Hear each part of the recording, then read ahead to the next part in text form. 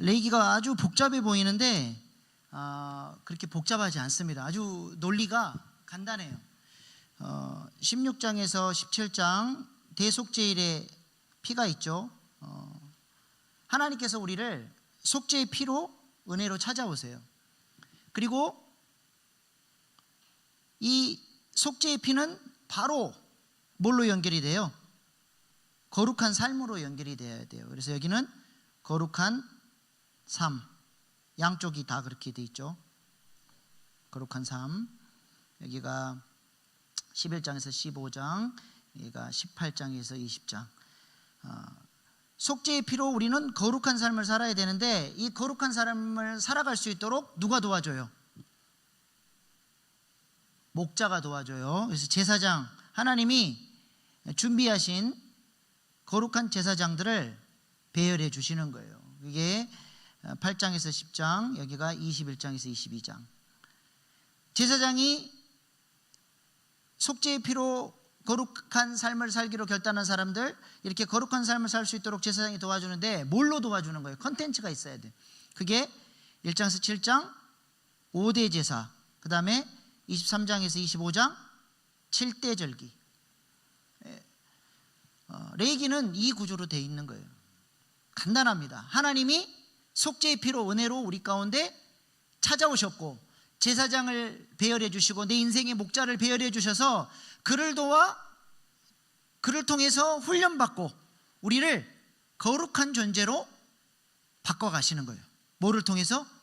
5대 제사와 7대 절기를 통해서. 그래서 우리로 하여금 하나님 나라를 살 수 있도록, 거룩한 하나님의 대행자가 될 수 있도록, 하나님 나라의 백성다운 삶을 살아낼 수 있도록 하나님께서 레위기 말씀을 통해서 우리를 불러주시는 것입니다. 구조가 보이죠? 네. 한번 연습해 보시면, 레위기 구조들을 연습해 보시면 레위기가 한눈에 쏙 들어오게 되리라 믿습니다. 오늘은 18장에서 22장까지 내용이에요. 속죄의 피로 말미암아 하나님의 백성으로 부름받은 우리가 어떻게 거룩한 삶을 살아갈 것이냐, 어떤 영적 스피릿을 가지고 살아야 되는가에 대한 말씀을 나누도록 하겠습니다. 1장에서 17장 전반부는 하나님께 나아가는 길, 18장에서 17장은 하나님과 동행하는 길이에요. 그래서 이 후반부가 시작되면서 하나님과 동행하는 법에 대해서 이제 이야기를 하는데, 오늘 18장에 보니까 하나님이 우리와 함께 살고 싶다, 너희와 동행하고 싶다 말씀하시면서 6번이나 반복하는 말씀이 등장을 합니다. 레위기 18장 2절, 4절, 5절, 6절, 21절, 30절 이게 반복되는데요. 뒤에 나는 여호와 너희의 하나님 여호와니라, 이게 반복이 돼요. 계속. 여호와 하나님이라는 이름의 의미가 무엇입니까? 여호와라는 하나님의 이름의 의미가 뭐예요? 여호와, 많이 들어봤죠? 언약 백성에게만 주시는 아주 특별한 이름이에요. 너와 나는 특별한 관계다. 너와 나는 사랑으로 언약을 맺었다.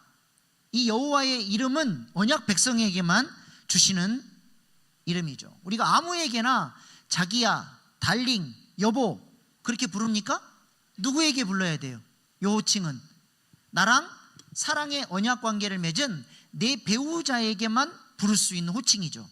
마찬가지예요. 하나님이 여호와라는 이름은 하나님과 특별한 언약 관계를 맺은 사람에게만 주신 특별한 사랑의 이름이요, 언약의 의미가 담겨 있는 이름입니다.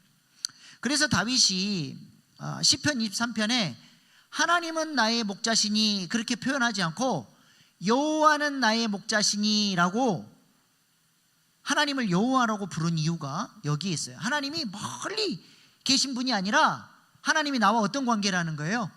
특별한 사랑의 언약 관계 가운데 하나님과 나는 특별한 사이라는 거예요.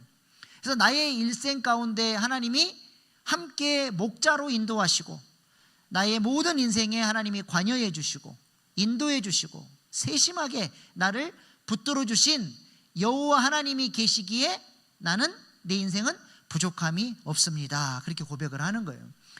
여러분, 다윗이 진짜로 부족함이 없는 인생이었나요? 왕이 되기까지 사울에게 그냥 죽도록 사울이 그냥 쫓아다녀가지고 인생의 고난을 당했고, 왕이 된 이후에는 자녀들이 그렇게 속을 썩이고 압살롬 때문에 망명까지 가야 했던 이 다윗의 인생은 고난으로 점철된 인생 아닙니까? 그럼에도 불구하고 여호와 하나님이 나와 특별한 사랑의 관계 가운데서 사망의 음침한 골짜기를 지날 때도 그 여호와가 나를 지켜주시고 보호해 주셨기 때문에 내 인생은 부족함이 없었습니다. 그렇게 고백을 하는 것이죠. 지금 하나님께서 레위기 후반부를 시작하면서 내가 너희와 동행하고 싶다 말씀하시며 여호와 하나님의 이름을 강조하시는 이유가 뭐예요? 너와 나는 특별한 사랑의 언약 관계니까 우리 앞으로 잘해보자, 우리 한번 같이 잘 살아보자, 내가 너와 동행하고 싶다, 이 하나님의 마음이 여기에 드러나는 것이죠. 하나님이 왜 성막을 주십니까? 왜 5대 제사를 가르쳐 주시고 7대 절기를 통해서 하나님과 동행하는 법을 가르쳐 주세요? 하나님의 소원이 뭐예요? 나랑 상관없이 멀리만 계시는 게 아니라 나를 깊이 사랑하시고 나와 동행하시고 우리와 함께 살고 싶으신 것, 이게 하나님의 소원이죠. 나는 너와 더불어 먹고 너는 나와 더불어 먹으리라, 이게 하나님의 소원입니다. 그러면 우리가 이제 거룩하신 하나님과 동행하며 살아야 되는데, 하나님과 동행하려면 어떻게 해야 돼요? 거룩하신 하나님과 동행하려면 동행한다는 것은 코드가 맞아야 돼요. 코드가. 거룩하신 하나님이 거룩하시기 때문에 하나님과 동행하려면 우리도 어떤 존재가 돼야 돼요? 거룩한 존재가 돼요. 그래서 레위기 주제가 뭐예요? 내가 거룩하니 너희도 거룩하라. 하나님과 코드가 맞아야 되는 것이죠. 근데 오늘날 하나님의 백성들이 여기에 너무 관심이 없다는 거예요. 5대 제사가 어떻고 7대 절기가 어떻고 그건 난 모르겠고, 복잡한 얘기 하지 말고, 아니 나 교회 다니고 천국 가면 되지, 뭘 복잡하게 뭐 말씀을 깊이 알고 뭐 훈련받고 그게 뭐가 필요하냐. 오늘날 이런 생각을 하는 그리스도인들이 너무 많아요. 여러분의 생각은 어떻습니까? 하나님과 동행하며 살고 싶으세요? 아멘이에요? 나는 죽은 다음에 천국 가면 되지, 뭐 하나님에 대해서 알 필요도 없고 뭐 하나님과 동행하고 싶은 마음도 없고, 이런 마음을 품는 거는 마치 이런 것과 같아요. 사랑해서 결혼했는데 배우자에게 이제 결혼식 다 끝나고 앉혀놓고 얘기하는 거예요. 나는 지금까지 내가 살아온 방식이 있고 당신은 지금까지 당신이 살아온 방식이 있으니 나는 나대로 당신은 당신대로 삽시다. 서로 건들지 말고 내가 번 돈 내가 쓰고 당신도 번 돈 내가 신경 안 쓸 테니까 당신 멋대로 살고, 만나고 싶은 사람 만나고 밖에서 뭐 자고 오고 싶으면 자고 오고, 그걸 요구하면 이게 결혼 생활이에요? 우리가 하나님께서 우리를 구원하신 것은 단순히 죽은 다음에 천국 가기 위함이 아니라 하나님이 우리를 성전 삼으셔서 우리와 함께 동행하시면서 예수님이 이 땅에 계셨다면 하셨을 그 일들을 우리를 통해서 하시기를 하나님이 원하시는 거예요. 그런데 오늘날 그리스도인들이 하나님의 마음에 너무 관심이 없어요. 하나님이 나를 왜 부르셨는지 생각을 하려고 하지 않는다는 것이죠. 부부가 행복하게 살려면 어떻게 해야 돼요? 미국의 유명한 존 가트맨이라고 하는 부부 상담학자는 행복한 부부의 특징이 있는데, 그 특징 중에 하나가 뭐냐? 한번 띄워주세요. 사진. Turn towards instead of away. 사진에 저거요. 무슨 말이에요? 배우자에게서 도망가지 말고 가까이 다가가라는 거예요. 너는 너대로 나는 나대로가 아니라 배우자가 나에게 무엇을 원하는지 자꾸 그것을 듣고 나를 바꿔가고 변화시키고 서로 맞춰가려고 하는, 노력을 하려고 하는 마음의 자세가 있는 부부가 건강하고 행복한 부부가 되는 것이지, 내 성질 알지, 너는 너대로 나는 나대로, 그러면 그 부부는 반드시 깨질 수밖에 없다는 것이죠. 하나님과의 관계에서도 마찬가지입니다. 거룩하신 하나님과 우리가 이제 사랑의 언약을 맺었고 이제 하나님과 동행하며 살아야 되는데, 그 하나님과 동행하려면 어떻게 해야 돼요? 지금까지 우리가 잘못 살아왔던 내 방식이 있어요. 옛사람의 모습들이 있단 말이에요. 거짓자의 모습, 그것을 자꾸 내려놓고 하나님이 원하시는 모습으로 내가 주님의 코드를 맞춰가도록, 주님의 스피릿을 배워가고 주님이 무엇을 좋아하시는지 그것을 선택하고 자꾸 주님과 가까워져가는 노력을 해야 하나님과 동행하는 복을 누리고 하나님이 우리 가운데 동행하면서 주시고자 하시는 그 아름다운 신령한 복을 누릴 수 있게 된다는 것이죠. 우리 교회도 그렇고 여러분 주변에도 그렇고 암 환자들이 계실 거예요. 암 환자가 있으면 어때요? 제일 먼저 암이 걸리면 달라지는 게 뭐냐면 식단이 조종이 됩니다. 아무거나 안 먹어요. 평소에는 채소도 안 먹고 인스턴트만 먹었던 사람도 몸에 병이 들고 암이 찾아오면 어때요? 건강한 음식을 먹으려고 노력을 하는 것이죠. 사진 한번 띄워주세요. 저게 생명식탁이라고 제가 찍은 사진인데 암 환자들이 거하는 공동체 아침 식사 메뉴예요. 제철, 과일, 채소 어마어마하게 먹어야 돼요. 저게 그 종합 비타민이래요. 저는 진짜 맛있게 먹었거든요. 근데 같이 간 목사님들은 몇 개 먹고는 숟가락 딱 내려놔 버리더라. 못 먹어. 근데 아무리 채소를 싫어하는 사람도 암이 걸리면 먹어야 돼요. 건강해지려면 좋은 것을 먹어야 되는 것이죠. 암에 군뱅이가 좋다, 뭐 동충하초가 좋다, 뭐 이런 소문이 나면 어때요? 씨가 말라버려요. 그 구하기가 힘들어요. 얼마 전에는 그 뭐더라, 개구충제, 그게 또 암에 좋다 그래가지고 약국마다 개구충제가 사라지는 해프닝이 있었죠. 이게 암에 좋다 그러면 암 환자들은 물불을 안 가리고 그것을 구하려고 합니다. 어떤 사람이 암에 아주 특효약을, 특별한 방법을 알아냈어요. 이것을 그대로만 따라하면 당신 암 고쳐질 수 있습니다. 이건 100% 확신합니다 하면 그것이 아무리 복잡하고 귀찮고 돈도 들어가고 에너지도 쏟아야 되지만 암 환자들은 그것이 100% 된다 그러면 할까요 안 할까요? 그걸 가르쳐줘, 몰라서 못하는 것이 그걸 가르쳐줘만 준다 그러면 감지덕지 감사하면서 하게 되어 있는 거예요. 지난주일 제가 말씀드렸던 후배 목사는 자기 아들이 소아조루증에 걸렸는데요. 한국에는 자료가 없어요. 우리나라 최초의 소아조루증 환자니까.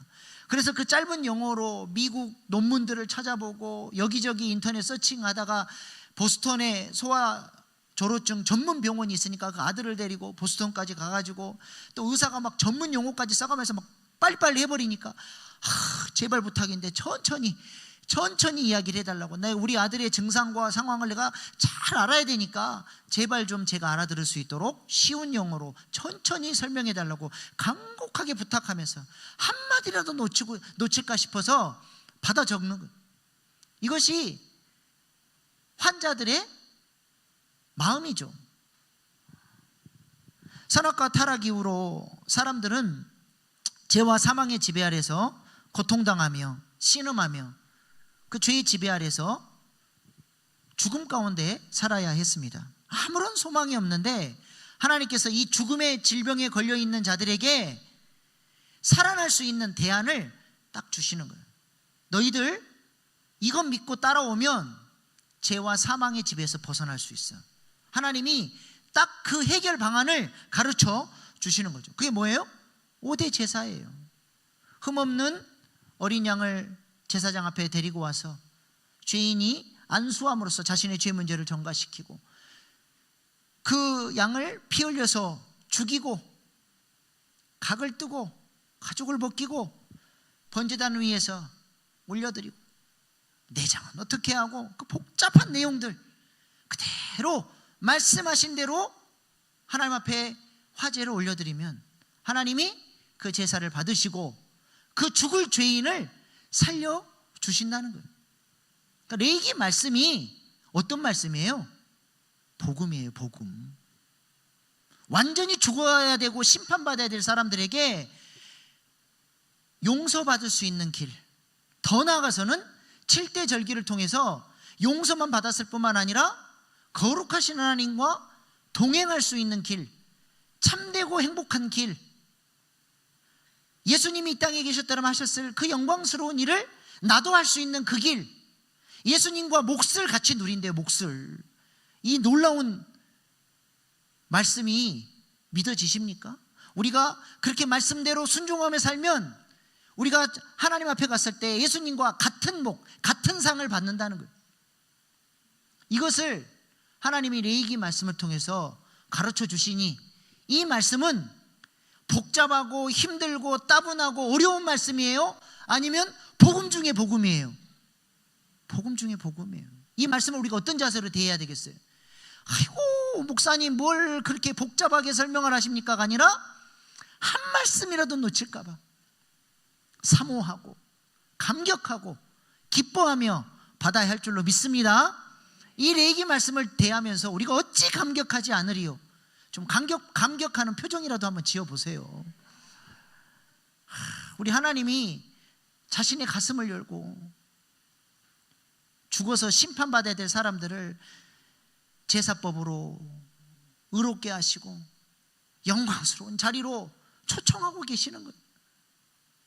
러브레터, 하나님의 사랑의 편지, 이것을 우리가 가슴 떨리는 마음으로 그 하나님의 스피릿, 하나님의 가치 사상을 배우고자 하는 그런 사모하는 마음을 가지고 우리가 그렇게 레위기를 접근할 수 있기를 소망합니다. 하나님이 무슨 억하심정이 있어서 이렇게 복잡하고 어려운 말을 가지고 우리 골탕 먹여보려고, 너희는 이 말 무슨 말인지 모르겠지? 하면서 막 골탕 먹이려고 이렇게 복잡하게 써놓은 게 아니라 하나님의 가슴을 보여주는 거예요. 레위기는 인간의 말이 없어요. 하나님의 말씀밖에 없어요. 오경의 핵심, 교차대꾸법으로 가장 중앙에 있는 핵심 중에 핵심, 하나님의 말씀밖에 안 기록되어 있는 말씀이 레위기 말씀이에요. 우리가 잘 되라고, 행복하라고, 기쁨 가운데 하나님 나라 백성답게 살라고 하나님께서 우리에게 이 사랑의 메시지를 전해주시는 줄로 믿습니다. 레위기 18장부터 22장까지는 일반 백성들의 거룩한 삶, 제사장들의 거룩한 삶, 속죄의 피를 경험한 우리가 어떻게 거룩하게 살 것이냐를 여러 가지를 말씀드리는데, 오늘 자세한 거는 이제 우리가 앞으로 말씀을 이렇게 배울 거예요.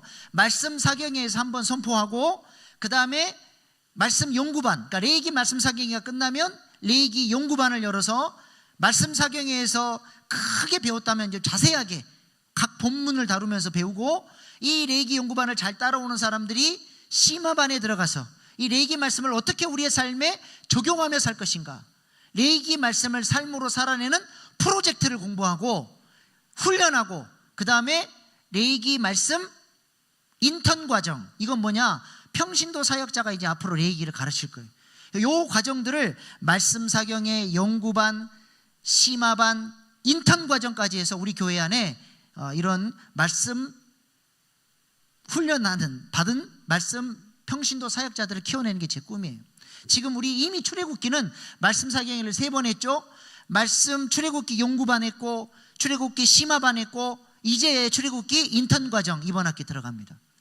계속 앞으로 이 시스템으로 해나갈 거예요. 그래서 우리 일신교회에서 내가 중직자다, 교회 일꾼이다 하는 사람은 최소 5권 정도는 누구를 만나든지 앉아봐. 우리 석찬 형제처럼 종이 한 장 딱 해놓고 레위기는 딱 해서 전반부는 이거고 후반부는 이건데 이것이 하나님의 갈망이고 우리가 나아가야 될 방향이야 라고 누구를 만나든지 말씀을 전수할 수 있는 왕같은 제사장으로 훈련시키는 교회, 그 교회가 어디? 일신교회. 그 꿈을 꾸시기 바랍니다. 왜 목사만 말씀을 가르쳐야 됩니까? 여러분이나 나나 왕같은 제사장 똑같아요. 이 말씀 전하는 사역이 너무 귀하기 때문에 나눠주는 거예요. 그래서 우리 교회 안에서 이런 말씀 사역자들이 일어날 수 있기를 소망합니다. 아무튼 자세한 내용은 좀 더 레위기 연구반에서 공부하기로 하고, 오늘은 딱 2가지 핵심적인 스피릿, 하나님이 요거는 지켜야 된다라고 말씀하셨던 2가지만 오늘 말씀을 나누겠습니다.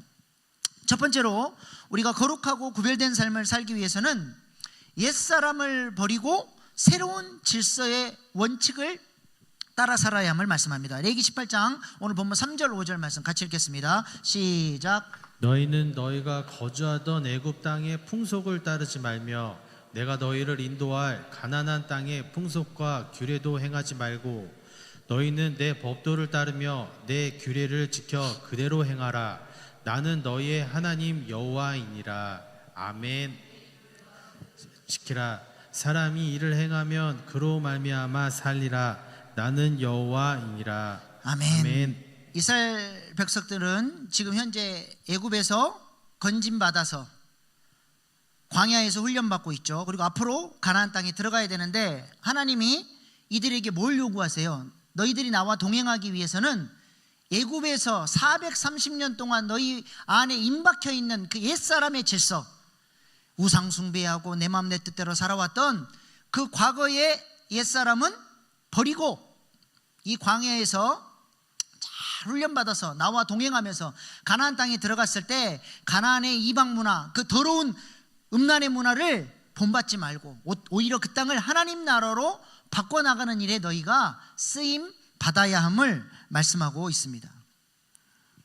그렇게 옛사람은 죽고 말씀대로 변화받아 거룩한 삶을 살면 언약에 신실하신 하나님이 뭐라 그래요? 내가 너희 삶 보장하마. 오늘 말씀 저기 다시 띄워줘 보세요. 4절 아니 5절 18장 5절 이를 행하면 그로 말미암아 살리라. 나는 여호와이니라. 여호와란 말이 무슨 말이라고요? 언약의 하나님이란 언약의 하나님. 내가 너희를 반드시 살게 하겠다. 옛사람의 구조, 옛사람은 자꾸 버리고 나는 죽고 예수로 사는 삶을 살면 너희는 산다는 거예요. 여러분, 하나님이 보장해 주시는 삶, 이것보다 더 복된 삶이 어디 있습니까? 대통령이나 회장의 어떤 기업의 회장님이 어떤 직원을 보고 어떤 사람을 보고 내가 자네 기억할게, 이것만큼 영광스러운 말이 어디 있어요? 하나님이 내가 너 기억할 거야. 너는 반드시 살아. 내가 너 인생 책임져 줄게. 어떤 사람이 그런다고요? 자꾸 옛사람은 버리고 하나님과 코드를 맞춰서 주님께서 기뻐하시는 삶을 하나님과 동행하며 살려고 애를 쓰는 사람, 그렇게 자기를 부인하고 나는 죽고 예수로 살아가 보려고 성화의 훈련을 이루어가는 사람, 그 사람의 인생을 하나님이 붙들어 주신다는 것입니다. 그러면 우리가 어떻게 하면 옛사람의 구조를 버리고 새 사람으로 살 수 있습니까? 뭐 특별한 성경 지식을 알아야 되고 뭐 엄청난 불을 받아야 하루아침에 획가닥 변화되는 게 아니라 하나님이 가르쳐 주신 말씀, 내가 이미 알고 있는 말씀을 나의 스피릿으로 붙들고 그 말씀대로 살아보려고 애를 쓰는 거예요. 단순, 반복, 지속, 단반지. 우리는 뭘 끼고 살아야 돼요? 단반지. 하나님의 말씀을 단반지로 붙들고 새로운 삶을 살아내보려고 자꾸 연습하고 훈련해야 돼요. 우리 과거가 우리 안에 옛사람이 임박혀 있는 이유는 우리가 오랜 세월 그렇게 살아왔기 때문에 그래요. 요걸 이기려면 새로운 패턴으로 새로운 삶으로 살아내는 훈련을 많이 해야 이것을 이겨낼 수 있는 거예요. 청년부 사역할 때 제가 로마서 7장 성경 공부하면서 미리 공고가 어떻게 나갔냐, 죄를 이기는 법, 그렇게 나갔어요. 그랬더니 청년들이 다른 때보다 훨씬 많이 왔어요. 이야, 목사님이 그동안에 죄를 이기는 법, 이 비결을 안 가르쳐 주고 계시다가 오늘 드디어 뭔가 대단한 것을 가르쳐 주시나 보다. 청년들이 막 많이 왔어요. 근데 무슨 뭐 제가 대단한 걸 가르쳤겠습니까? 로마서 7장 내용이 뭐예요? 오라 나는 공고한 자로다. 누가 이 사망의 몸에서 나를 건져내랴. 내 힘으로 하나님 말씀대로 살 수 있다 없다? 불가능하다는 거예요. 우리는 내 힘으로 안 돼. 그래서 누가를 찾아야 돼. 그 누가가 누구예요? 로마서 8장에서 생명의 성령의 법이 나를 붙들어 주셔야 내가 죄와 사망의 법을 이기는 것이지 내 의지로 내 힘으로는 100점 100패예요. 그러면 생명의 성령의 법을 따라 살아야 우리가 승리하는데, 생명의 성령의 법을 따라 사는 법이 뭐예요? 어떻게 해야 우리가 영을 따라 살아요? 어떻게 성령의 인도를 따라 살아요? 그게 뭐예요? 영의 일을 생각하는 거예요. 영의 일을. 육의 일을 생각하면 사망이요, 영의 일을 생각하면 생명과 평안으로 나가요. 그럼 영의 일은 어떻게 생각할 수 있어요? 결국에는 은혜 받는 통로, 말씀, 기도, 예배, 훈련, 성도의 교제, 섬김, 이런 은혜의 방편들을 내가 의지적으로 선택할 때 내가 자꾸 영의 일이 생각이 나는 거예요. 그래서 결론이 뭐냐? 죄를 이기는 법이 뭐냐? 말씀과 기도로 단반지, 단순, 반복, 지속, 말씀 시간을 정해놓고 기도 시간을 정해놓고 우리가 날마다 은혜 받아야 우리는 승리하는 것이지 우리 힘으로는 절대로 안 된다는 거예요. 그게 결론이에요. 그랬더니 청년부 그 성경 공부 끝나고 이렇게 정리하다 보니까 누가 강의안을 버리고 갔어요. 뭘 적어놨나 봤더니 맨 뒤에 이렇게 적혀 있더라고요. 결국 이것밖에 없군요. 제가 그걸 딱 보는 순간 두 가지 생각이 들더라고요. 하나는 뭘 대단한 걸 가르쳐 줄 줄 알았더니 교회에 오면 맨날 말씀과 기도밖에 없냐, 결국 이것뿐이냐, 그렇게 적어 놓은 건지, 아니면 진짜 죄를 이길 수 있는 방법은 말씀과 기도뿐이군요, 말씀과 기도로 살겠습니다, 그렇게 결단하고 적은 것인지 지금도 답을 못 얻었어요. 근데 그거밖에 없어요. 뭐 맨날 교회 오면 말씀의 결론은 말씀과 기도뿐이냐? 아이고 지겹습니다. 천만의 말씀이요. 그 말씀과 기도를 실천 안 하니까 능력이 안 되는 거지. 그것을 내가 내 양식으로 붙들고 날마다 그 안에 그 말씀과 기도 속에서 은혜를 받으면 능력이 되는 거예요. 죄를 이기는 능력이 되고 옛사람을 이기는 능력이 되고 새 사람으로 살아가는 능력이 되는 것입니다. 그래서 디모데전서 4장 5절 말씀 보세요. 시작. 말씀과 기도로 거룩하여 짐이라. 아멘. 뭘로 거룩해진다고요? 말씀과 기도로 거룩해지는 거예요. 우직하게 하나님 앞에 결단한 대로 그 시간에 말씀 읽고 그 시간에 정해진 시간에 기도하면서 우직하게 단순 반복 지속, 우리가 훈련할 때 어느새 나도 모르게 훌쩍 성장해 있는 그리스도인으로 세워지게 되는 것입니다. 그래서 사도 바울 같은 그 위대한 사도도 뭐라 그래요? 나는 날마다 죽노라. 오늘 하루 반짝 은혜 세게 받았다고 내 인생이 변화되는 거 아닙니다. 우리 옛사람을 이길 수 없어요. 날마다 나는 죽고 예수로 사는 삶을 훈련할 때 우리가 승리할 수 있다는 것이죠. 그러나 그것이 억지로 하는 게 아니에요. 부담이거나 짜증이거나 그것이 무거운 짐이 아니라 뭘로 하는 거예요? 사랑의 마음으로 하는 거예요. 임산부가 뱃속의 아이가 소중하니까 어때요? 먹고 싶은 커피도 자제하고 매운 음식도 좋아했는데 애기한테 안 좋을까 봐 매운 것도 절제하고. 왜 그래요? 그 임산부는 그게 고통일까요? 절제하는 것이 고통이에요? 뭐 때문에 그래요? 뱃속의 아이가 너무 사랑스러우니까, 이 존재가 소중하니까 내 스스로를 내가 사랑 때문에 절제하는 거예요. 여러분, 당뇨 환자가 이제 곧 추석 다가오는데 기름 쫙 흐르는 갈비, 누가 그거 안 먹고 싶겠습니까? 근데 내가 건강이 안 좋으니까 어때요? 절제하는 거예요. 뭐가 소중하니까? 건강이 소중하니까. 이 사도 바울의 이런 고백은 아무나 하는 게 아니에요. 나의 생명이신 그리스도, 내 안에 생명으로 들어와 계신 그리스도가 너무 소중하니까 그리스도 안에 살려고, 그리스도가 기뻐하는 것을 선택하려고 그렇게 애를 쓰며 살았다는. 나는 날마다 죽노라가 억지로 하기 싫은데 그냥 억지로 강제로 끌려가는 게 아니라 뭐 때문에 그러는 거예요? 사랑 때문에. 주님의 그 사랑하는 그 음성, 그 세미한 음성을 듣고 싶어서 그렇게 내 삶을 구별하고 훈련받는 거예요. 다른 길은 없습니다. 주님을 향한 사모하는 마음을 가지고 우리가 단반지 훈련을 계속 해나갈 때 점점 옛사람의 구조는 약해지고 새 사람의 질서가 내 안에서 새로워져 가는 것이죠. 그래서 저도 날마다 훈련합니다. 제자는 나는 죽고 예수로 사는 사람인데 어떤 사람이에요? 날마다예요. 날마다가 중요해요. 날마다 나는 죽고 예수로 사는 삶을 훈련하는 사람이 제자래요. 우리 주님이 누가복음 9장에서 말씀하시잖아요. 날마다. 그래서 아침에 눈을 뜨면 원복 선포부터 해요. 하나님, 오늘 예수님의 그 십자가의 보혈이 내 마음을 덮어주시고 내 입술을 덮어주고 내 행동을 덮어주시고 우리 일신교회 모든 성도를 덮어주십시오. 십자가, 부활, 승천, 예수님의 이 세 가지 사역이 잃어버린 하나님의 형상을, 원복을 회복시켜 주시는 사역이잖아요. 선포하는, 하나님 부활의 능력이 오늘도 내 안에 있게 하셔서 죄와 사망 권세를 이기게 하시고 내 입술에서 살리는 언어가 나가게 하시고 승천의 그 복이, 그 은혜가 나를 덮어주셔서 오늘도 하늘에 속한 자로서 누구를 만나든 살리고 선포하고 축복해주고 지지하고 격려하고 살아가는 하루가 되게 하십시오. 내가 어떻게 살 것인지를 아침에 딱 결단하는 순간, 뇌과학자들도 얘기하잖아요. 결단하는 순간 내 구조가 바뀐대요. 아무 생각 없이 시작하는 하루와 오늘 하루는 내가 어떻게 살아야 할 것인지를 선포하고 결단하고 시작하는 하루는 하늘과 땅 차이예요. 날마다 눈 뜨자마자 하나님, 오늘 하루 저는 이렇게 살겠습니다.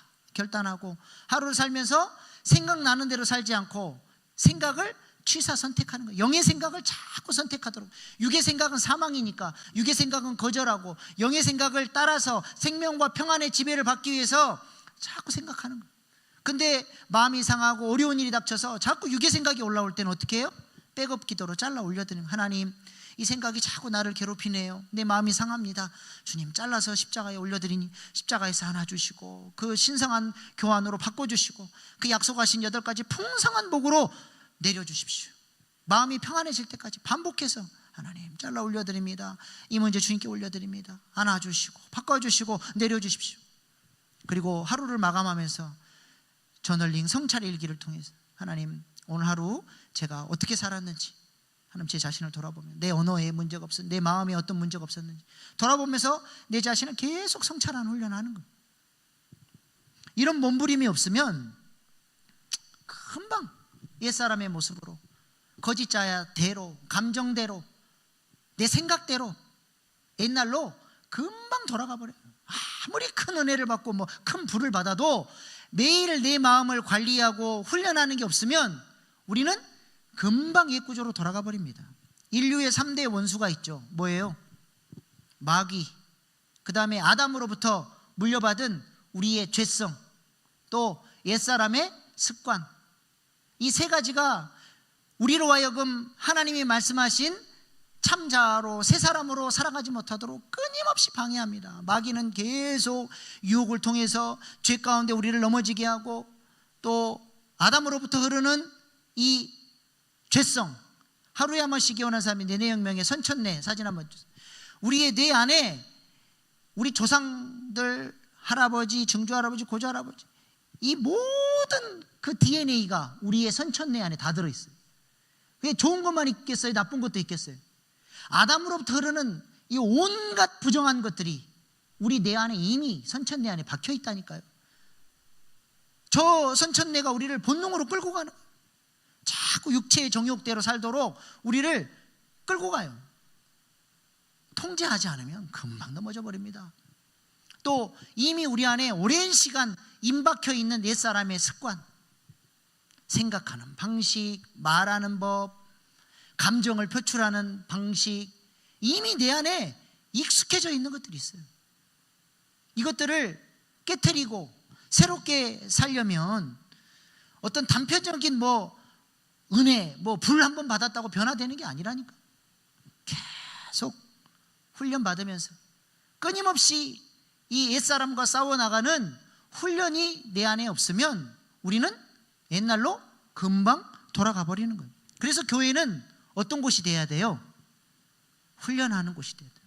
성도들로 하여금 훈련받을 수 있도록, 참 자아로 원복을 누리며 살 수 있도록, 하나님이 원하시는 사람으로 세워질 수 있도록. 그래서 훈련을 계속해서 시키는 거예요. 언제까지 해야 돼요? 언제까지 훈련해야 됩니까?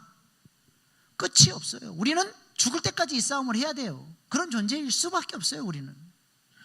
그러나 우리가 반복적으로 많이 훈련하면 적절하게 옛사람을 누르고 죄성을 누르고 은혜의 지배 아래서 은혜가 주시는 힘, 하나님께서 부어주시는 성령을 통해서 부어주시는 그 사랑으로 우리가 하나님을 마음을 다하고 뜻을 다하고 힘을 다해 사랑하면서 주님께서 원하시는 삶을 살아낼 수 있는 사람으로 우리가 성장해가는 거예요.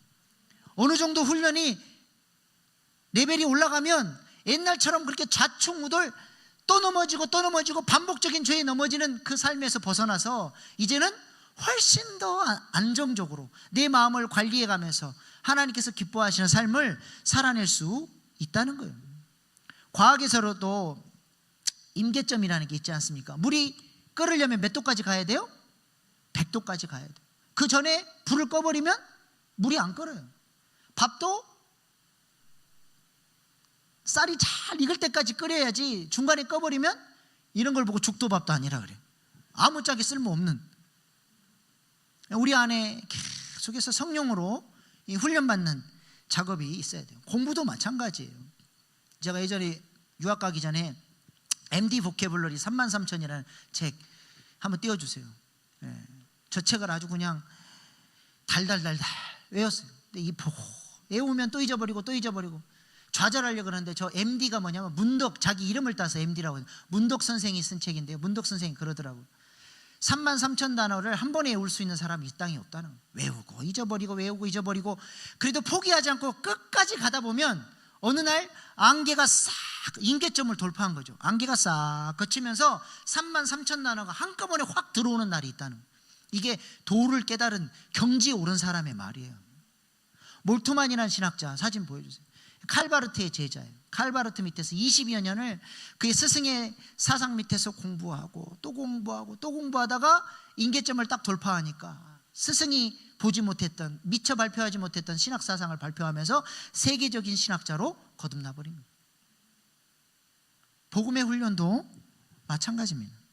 새로운 삶을 살기 위해서 우리가 또 훈련하고 또 말씀대로 살아보려고 또 결단하고 또 넘어졌지만 또 일어나서 또 그 길을 가고, 그렇게 반복 단속 반복 지속으로 나가다 보면 우리의 삶에 새로운 예수 생명의 열매들이 나타나기 시작하고 거룩한 삶의 모습들이 나타나고 주님과 동행하는, 그래서 주님이 나를 쓰시는 그런 사람으로 세워지게 되리라 믿습니다.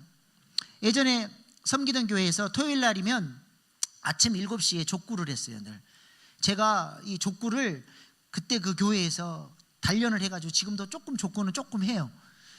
매주 토요일마다 했으니까. 그래서 이제 아침 7시에 족구를 하면 우리 다음 팀이 어떤 교회인 것 같아요. 왜냐하면 서로 집사님 그러는 거 보니까.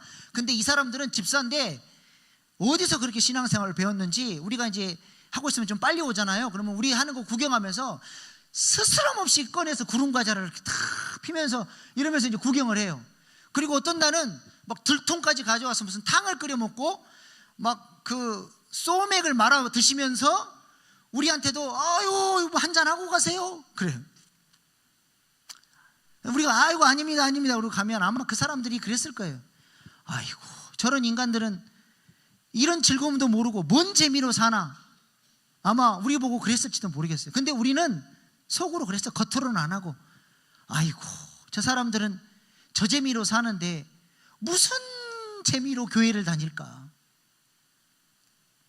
여러분, 교회 안에서 신령한 기쁨을 맛보지 않으면요, 세상 사람들과 똑같이 세상 사람들이 즐거워하는 것을 가지고 즐거워하면서 그렇게 이중 구조로 살아요. 세상 사람들과 하나도 다를 게 없어. 뭐만 달라요? 주일날 한 번 예배 한 번 드리고 서로를 집사라고 불러주는 것 말고는 아무런 변화가 없어요. 아무런 차이가 없어요. 왜 그래요? 신령한 기쁨이 뭔지를 모르니까 그래요. 성령을 만나서 성령이 충만했을 때 오는 그 환희와 기쁨, 말씀을 깨달았을 때 오는 그 부요함, 기도 가운데 하나님을 만나고 눈물 펑펑 쏟고 부르짖고 기도할 때 오는 그 성령의 불, 그 맛을 보지를 못하니까 교회는 다니면서도 늘 세상이 그리운 거예요.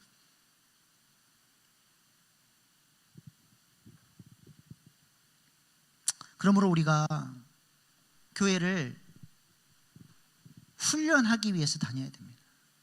은혜 받기 위해서 다녀야 돼요. 왜 무슨 제가 무슨 교인들을 괴롭히는 은사가 있습니까? 어떻게든 살려보려고, 어떻게든 신령한 세계가 있다는 사실을 좀 맛 좀 보여주고 싶어가지고 그렇게 금요 기도회를 강조하고 기도해야 산다고 말씀 사경회를 만들어서 하고. 여러분, 제가 말씀 사경회 한다 그러면 다른 교회 담임 목사들이 그래요. 아이고 매주 말씀 준비하고 새벽 기도하고 하기도 바쁜데 아니 강사 쓰면 되지 뭔 담임 목사가 말씀 사경회 하냐고 이해를 못해요. 나는 그래도 해야 돼. 알바 들어와서 세상밖에 모르는 사람이 좀 영적 세계에 대한 좀 눈이 열리고 성령 수양에서 좀 박살이 나고 그래서 지금까지 맛보지 못했던 영적 세계가 좀 열려서 와, 이런 세계가 있었네. 내가 이걸 모르고 살았네. 밭에 감추인 보화를 발견한 사람, 진짜 진주, 값진 진주를 발견해서 다른 가치는 다 내려놓고 하나님, 나 이거 이제 붙들고 살게요. 그런 인생 한번 만들어 보고 싶어서 교회 안에 훈련 프로그램 만들고 사역 훈련 만들고 같이 해보자고. 이 맛을 모르면 맨날 교회 다녀도 무슨 재미로 다닙니까? 무슨 재미로 다녀요?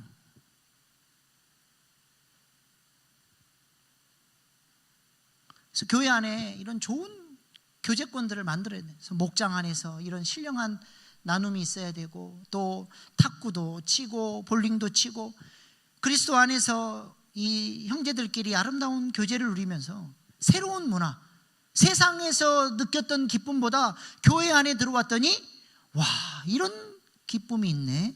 이 좋은 사람들과 교제하는 것이 이렇게 즐겁구나. 새로운 문화들을 배워갈 수 있도록 도와줘야 돼요. 교회가 그런 곳이 돼야 됩니다. 그래서 그런 사람들을, 그런 생짜배기들을 하나님 만나게 하고 성령의 불을 경험케 하고, 그리고 그 옛사람의 구조가 깨트려져 갈 수 있도록 말씀으로 양육하고 목장에서 도와주고 기도하고, 그러면서 영적 세계가 열려가고 참된 기쁨, 참된 만족을 누리며 살 수 있도록, 그래서 그 사람도 누군가를 도울 수 있는 영적 리더로 세워지기까지 교회가 계속 그 훈련들을 해나가야 되는 거예요. 우리 일신교회가 그런 교회 될 수 있기를 소망합니다. 육신의 정욕이나 따르는 세상 문화가 아니라 심오한 영적 세계를 경험하며 살 수 있도록 그 맛을 보게 하는 것이죠. 몸만 왔다 갔다 하는 신앙생활이 아니라 우리에게 이런 세계가 열려질 수 있기를 소망합니다. 두 번째로 우리가 붙들어야 할 스피릿은 옛사람을 거절하는 훈련을 해가면서 동시에 뭘 배워야 돼요? 하나님과 동행하는 법, 하나님과 화목하게 지내는 법을 배워가야 됩니다. 첫 번째 스피릿은 옛사람을 버려라. 두 번째는 하나님과 화목하라. 화목이 뭐예요? 하나님과 친해지는 거예요. 레위기 19장 5절 말씀 시작. 너희는 화목제물을 여호와께 드릴 때에 기쁘게 받으시도록 드리고. 화목제물을 어떻게 드리래요? 하나님이 기쁘게 받으시도록 드리래요. 내 방식이 아니라 하나님이 좋아하는 방식으로. 하나님과 동행하려면 하나님이 무엇을 좋아하신지를 알아야 돼요. 화목제물을 드리라 그랬는데, 화목제물 중에 특별히 감사제는 당일날 그 화목제물을 다 먹어야 돼요. 왜 그래요?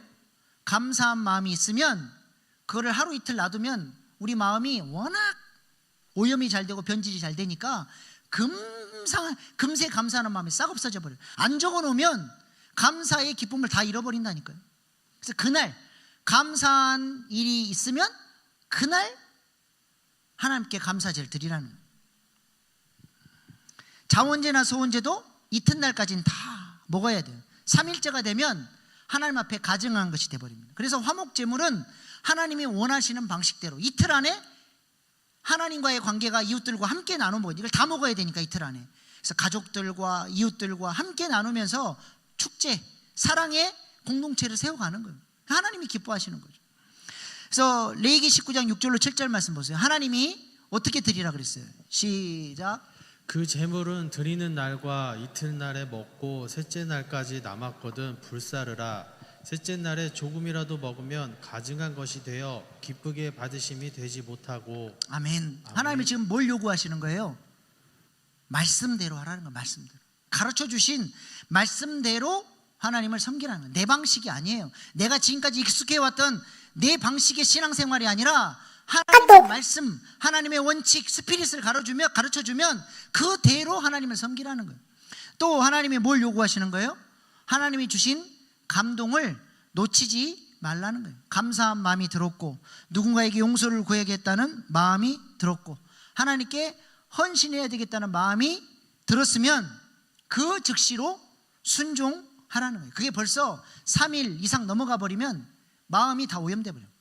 벌써 이게 합리화가 되고 내가 그때 너무 제정신이 아니었어. 내가 막 하나님 앞에 그때는 제정신 하나님 취소 이러면서 자기 합리화해버려. 하나님 앞에 가정한 것이 돼버린다니까. 하나님이 주신 감동이 왔을 때 그걸 딱 붙잡는 이게 뭐예요? 영의 생각을 따르는 거예요. 영의 생각을. 하나님이 주신 감동을 붙잡고 그 말씀대로 따라가면 생명과 평안으로 간다는 거예요. 하나님이 살짝 세미한 음성으로 감동을 줬는데 그것을 딱 알아듣고 하나님이 원하신 대로 순종할 때 하나님은 감동 받아버리는. 와, 야, 내가 이거 살짝 얘기했는데 그걸 너는 벌써 어떻게 그걸 알아들었냐? 아까 행복한 부부의 특징이 뭐라고요?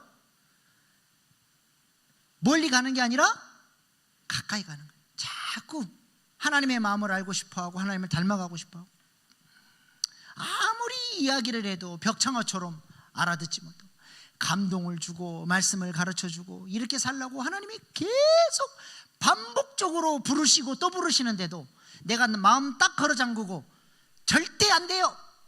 그러면 하나님이 우리와 동행하실 수가 없는. 하나님은 항상 내 마음의 문 밖에 세워두는데 어떻게 주님과 더불어 먹고 함께 동행하며 살 수 있겠습니까?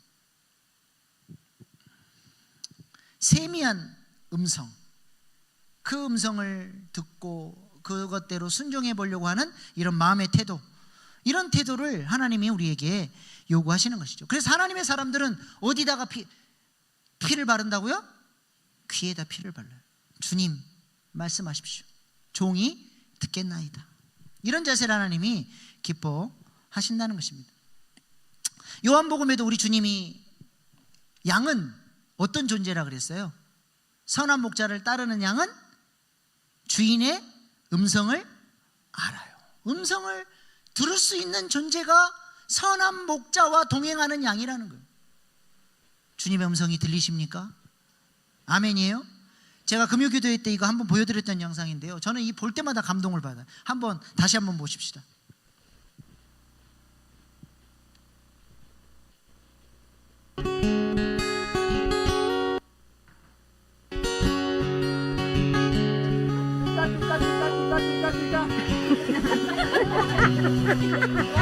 One more time. Oh, one is.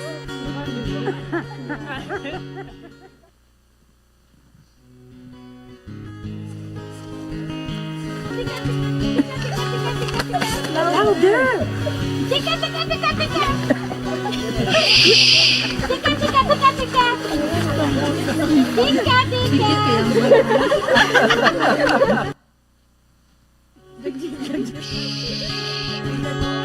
Tika, tika, tika, tika! Ayoko!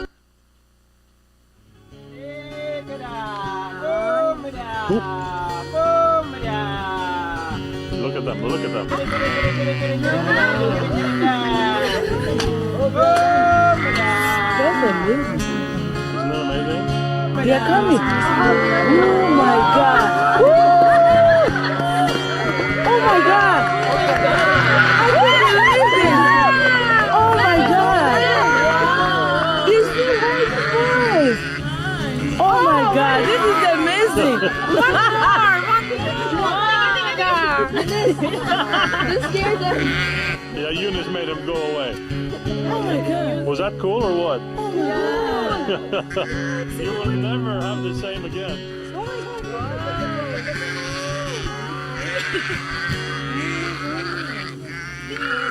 I can't believe the way they are coming. 네, 감동적이죠. 여러분은 누구의 음성을 듣고 따라가십니까? 마귀가 주는 죄의 유혹의 충동, 그 육체의 정욕의 충동을 따라 사십니까? 목자의 음성을 듣고 살아가십니까? 누구의 음성을 따르느냐가 그 음성을 따르는 존재의 종이래요. 우리는 선한 목자이신 예수님의 음성을 듣고 살아가는 존재 될 수 있기를 소망합니다. 그렇다면 이 분주한 세상 속에서 수많은 소리들이 들려오는데 세미하게 들려주시는 목자의 음성을 우리가 어떻게 들을 수 있을까요? 어떻게 들을 수 있어요? 음성 듣는 훈련을 해야죠. 그래서 뭐 하라 그랬어요? 고독의 시간을 가져야 됩니다.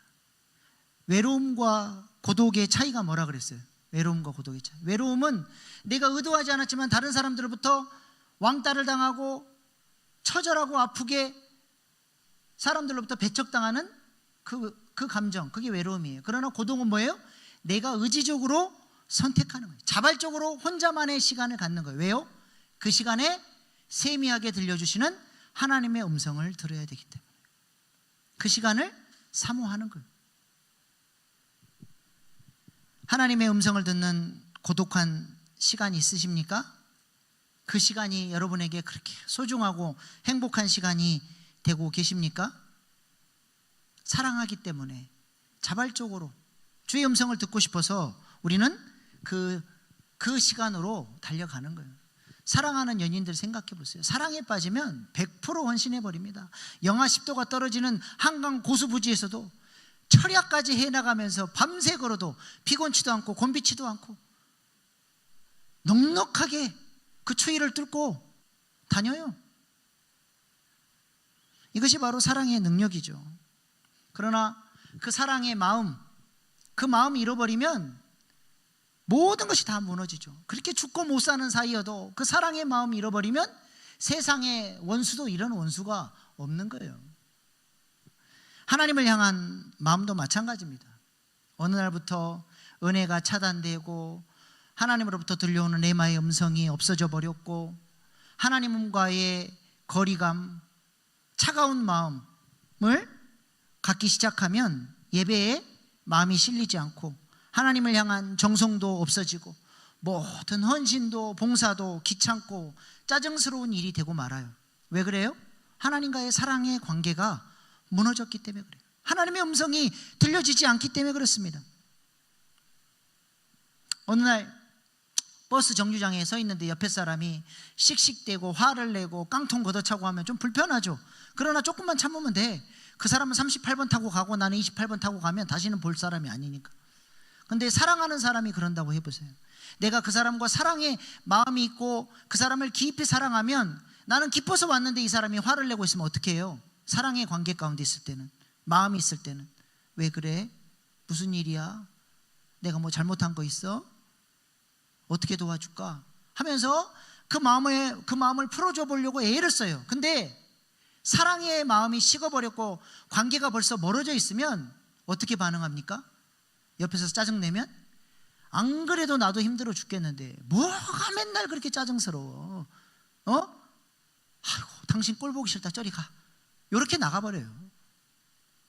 하나님과의 관계도 마찬가지. 은혜를 잃어버리고 사랑의 관계에 마음을 빼앗겨버리면 나도 추스르기 어려운데 교회만 오면 뭐 하지 마라, 뭐 해라, 헌신해라, 훈련받아라. 아니 교회만 오면 그냥 짜증이 확 나버리는 거예요. 그 왜 그래요? 왜 교회 와서 짜증이 납니까? 왜 목사님 설교 듣다가 짜증이 나요? 내가 하나님과의 관계에서 마음을 잃어버렸다니까요. 하나님과의 사랑의 관계를 잃어버렸기 때문에 그래요. 모든 것이 관계의 마음을 잃어버리니까 모든 것이 부담이고 짜증이 나는 거예요. 사도행전에 보면 사도들은 복음 전하다가 핍박을 받고 채찍에 맞았습니다. 근데 그들이 그렇게 채찍에 맞고 나오면서 뭐라고 고백해요? 나 같은 존재를 그리스도를 위해 고난받는 존재로 세워주셨다는 사실 때문에 기뻐하고 기뻐했대요. 왜 그렇습니까? 하나님과의 관계가 살아있거든. 하나님과의 사랑의 관계가 살아있거든요. 나 같은 존재를 위대한 하나님 나라의 개국공신으로 불러주시다니, 나를 이렇게 써주시다니 황공무지로소이다. 기뻐하는 거예요. 지금 여러분의 마음의 상태는 어떤 상태이십니까? 마음을 잃어버리면 모든 관계가 다 부담스러워지는 거예요. 그러므로 우리가 마음을 잘 지켜야 됩니다. 마음 지키는 훈련을 해야 돼요. 계속 은혜 받으면서 내 마음이 하나님이 기뻐하시는 마음의 상태를 유지할 수 있도록 마음을 지키는 것이죠. 그래서 의지적으로 분화 훈련하는 거예요. 저는 가끔 성도들이 좀 들이받고 열받게 할 때가 있어요. 그러면 어떻게 한 줄 아세요? 그 본능대로, 거짓자대로 반응하지 않으려고 마음이 딥시합니다. 이 사람에게 주신, 이 사람을 하나님 제가 어떤 눈으로 바라봐야 될까? 약속의 말씀 다 적어놓고 억지로 의미 부여하는 거예요. 하나님 아무리 말을 해도 알아듣지도 못하고 하나님의 말씀을 받으려고도 하지 않고 훈련도 안 하는데 하나님 이 사람에게 소망이 있습니까?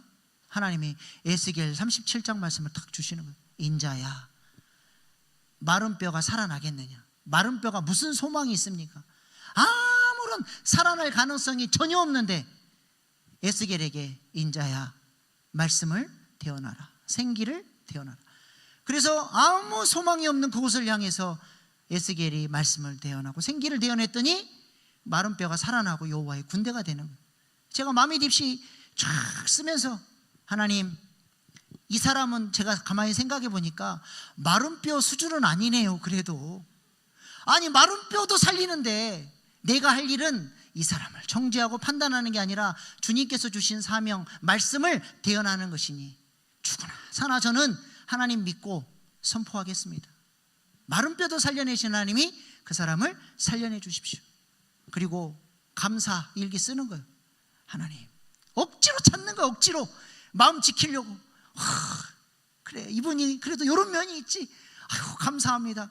하나도 안 나올 줄 알았는데 하나, 둘, 셋, 넷, 다섯. 그러면 6번에다가 하나님 감사가 없을 줄 알았는데 이렇게 감사할 조건이 많으니 또한 감사합니다. 그러면서 막 적는 거예요. 그리고 또 뭘 적어요? 하나님 이런 훈련대장 붙여주셔서 제가 훈련받게 하시고 내가 제사장이니까 어떻게든 품고 갈 수 있도록 훈련시켜 주셔서 감사합니다. 억지로라도 해가면서 마음을 지키고 미운 마음, 판단하는 마음, 정죄하는 마음 갖지 않도록 거짓자대로 살지 않으려고 몸부림을 치는 거예요. 그게 없으면 그냥 본성대로, 거짓자대로, 내 생각대로, 내 가치대로, 내 성질대로 막보기로 살아버려요. 그런 사람은 절대로 성화의 과정을 이뤄갈 수가 없는 거예요. 하나님은 거짓자를 내려놓고 하나님이 기뻐하시는 것을 선택하며 하나님과 친하게 지내라고 말씀하시는 것이죠. 다윗을 한번 생각해 보십시오. 다윗이 정말 잘한 게 뭐예요? 마음 지키는 일이었잖아요. 그 고난과 어려움 속에서도 감정에 휘둘리지 않고 하나님의 말씀의 원칙대로 살아보려고 애를 썼더니 하나님이 다윗을 내 마음에 합한 자다 칭찬해 주시잖아요. 세상에 사울을 2번이나 죽일 기회가 있어요. 자기를 목숨 걸고 쫓아다니는 그 인간, 단칼에 뽑아서 죽여버리고 싶은 감정대로라면 바로 죽여버리죠. 주변에 옆에 사람들이 하나님이 주신 기회입니다, 빨리 죽여, 빨리, 이건 하나님이 주신 기회라니까요. 근데 다윗이 어떻게 해요? 그 감정적으로 행동할 수밖에 없는 그 상황에서 잠깐 스탑. 하나님께서 기름 부어 세우신 지도자를 내 마음대로 내 성질대로 죽일 수 없다. 나는 어떤 상황 속에서도 말씀의 원칙을 따른다. 딱 결정했더니 그 결정적인 사건이 다윗을 성군 다윗으로 세울 수 있는 결정적인 순간이 바로 그 순간이에요. 거짓자대로, 감정대로 살지 않고 말씀의 원칙을 붙잡은 거죠. 느헤미야도 보세요. 도비야나 산발락 같은 외부의 적들은 느헤미야가 잘 막았어요. 그러니까 외부의 적들 신경 쓰다가 내부를 좀 못 돌아봤더니 세상에 느헤미야가 신경 안 쓰는 동안에 이스라엘 지도자들이 부패하고 타락해가지고 자신의 백성들을 향해서 고리대금하고 돈을 못 갚은 사람 막 노예로 팔아버리고 이런 못된 짓을 하고 있다는 것을 알았어요. 느헤미야가 머리끝까지 화가 났습니다. 느헤미야가 누굽니까? 에? 이 지금 페르시아의 대제국의 총독으로 관리로 지금 예루살렘에 부임한 관리 아닙니까? 그 권력을 가지고 이 인간들 감정대로 쓸어버리면 다 쓸어버릴 수 있어요. 근데 느헤미야 5장 6절 7절 말씀 보세요. 느헤미야가 어떻게 했는지 한번 같이 읽어보십시다. 시작.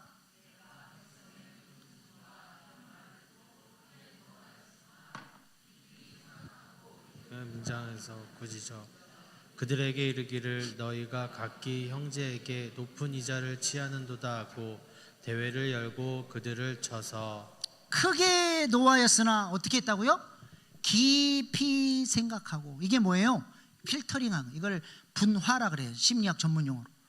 딱 멈춰서 감정대로 행동하지 않고 이 문제는 하나님께 올려드리는, 이건 하나님이 처리하신 문제. 내가 해야 될 일은 마음 지켜서 어떻게 지혜롭게 이것을, 이 공동체를 끌어갈 것인가. 딱 분화하는.